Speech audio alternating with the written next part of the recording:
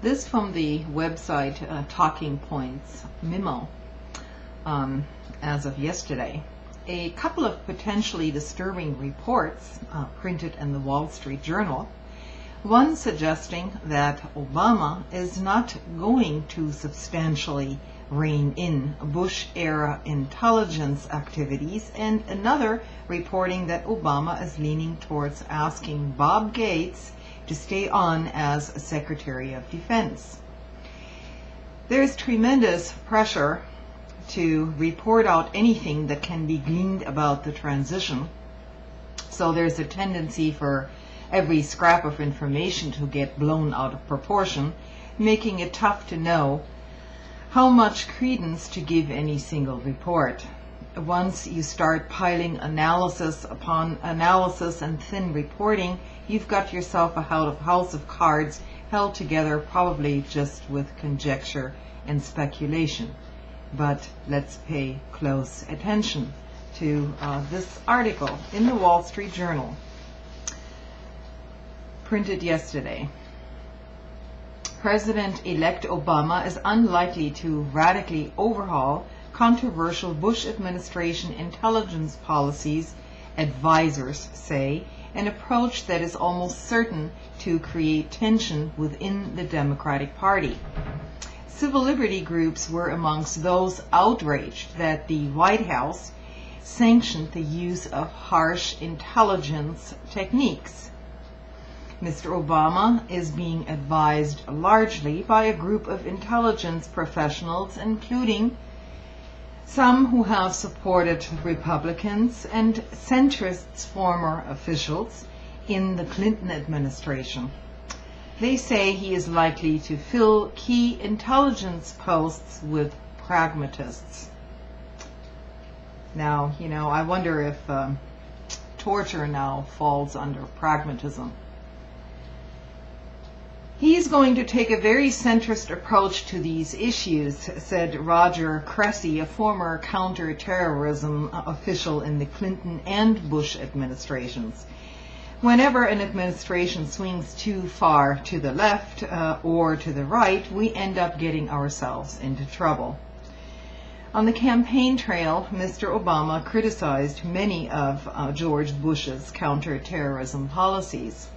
He condemned Mr. Bush for promoting excessive secrecy, indefinite detention, warrantless wiretapping, and enhanced interrogation techniques like simulated drowning that qualify as torture through any careful measure of the law or appeal to human decency.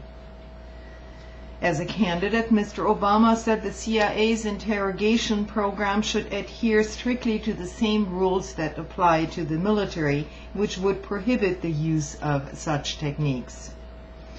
Yet he more recently voted for a White House-backed law to expand eavesdropping powers of the National Security Agency. Mr. Obama said he opposed providing legal immunity to telecommunication companies that aided warrantless surveillance. But ultimately, he voted for this bill, which included this immunity provision. The early transition effort is winning praise from moderate Democrats. He's surrounding himself with very excellent people, an excellent bipartisan group, said Representative Jane Harman, a California Democrat, who is chairwoman of the House Homeland Security Subcommittee on Intelligence.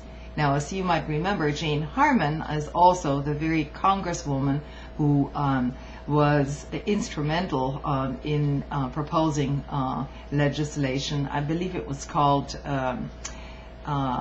Bill number 51 or something. It was directed towards domestic terrorism and surveillance of political activities of political groups here in the United States.